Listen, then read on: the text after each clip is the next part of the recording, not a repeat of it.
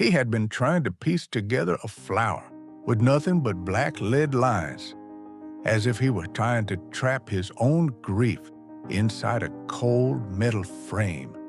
But in a single moment, a small shard of golden glass lifted toward the sunlight. He realized that for half a year, he had been looking at the wrong thing all along. This is the story of the moment when light found its way back. Fragments of light. The stained glass workshop sat quietly in the attic of an old building, still carrying the scent of scorched wood and soldered lead. For nearly 40 years, these smells had followed Elias everywhere he went. Scattered across his workbench were shards of colored glass, roquette blue, amber, emerald, yet the room felt devoid of the one thing he no longer sought: light. Since his wife's passing the previous winter, Elias had been unable to touch the yellow pieces of glass. They were too bright, too hopeful, too alive. They reminded him of her in a way that made his chest tighten. And so for 6 long months, he focused only on the lead lines, bending, shaping, thickening them until the frame of his final piece became nothing but a cage of darkness. The sunflower window he had promised to finish for her remained nothing more than a somber skeleton. Every time he picked up a yellow shard, he set it back down. Sunshine no longer belonged in his world. Not yet. One afternoon, his granddaughter Anna climbed the attic stairs.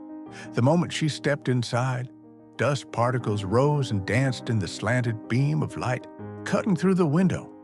She bent down, picked up a tiny shard of amber glass and, rather than studying it like her grandfather, held it up close to her eye. She squinted through it toward the setting sun outside.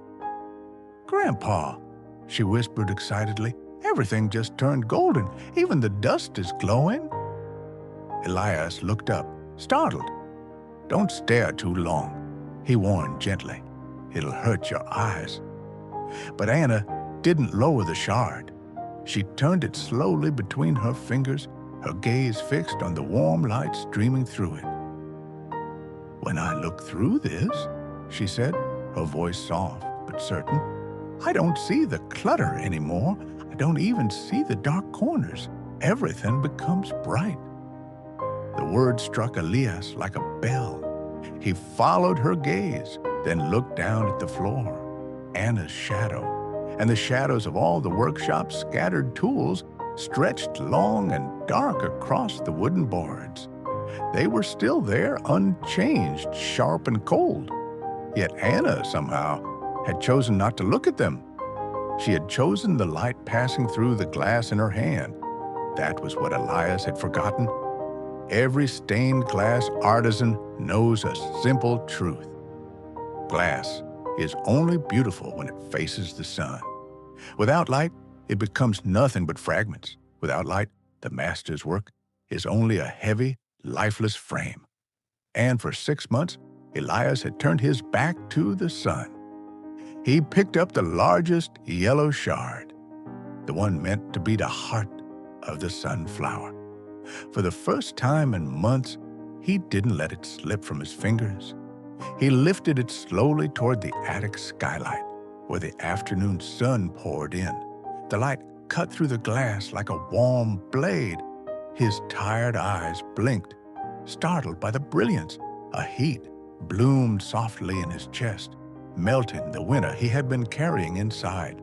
In that golden glow, he felt almost someone beside him, gentle, steady, smiling. The darkness on the floor didn't vanish. His grief didn't vanish. Shadows never do. But Elias understood at last that he could choose where to look. The next morning, he began assembling the sunflower. Piece after piece, he worked with a steadiness he hadn't felt in months. His back faced the corner where sorrow lived, and his eyes faced the window toward the light. By noon, the golden glass had come to life. Sunlight spilled through the finished sunflower, painting the workshop in warm, shimmering hues. His wife's favorite flower finally bloomed again. In the end, we learned that life isn't a quest for grand answers, but a slow understanding of the small things that whisper to us along the way. Some truths don't arrive like thunder. They come as a quiet ray of light resting on a windowsill or a shard of glass, reflecting something we were never brave enough to face. And when the heart opens just a little, the world also widens just a fraction, not because it has changed, but because we have.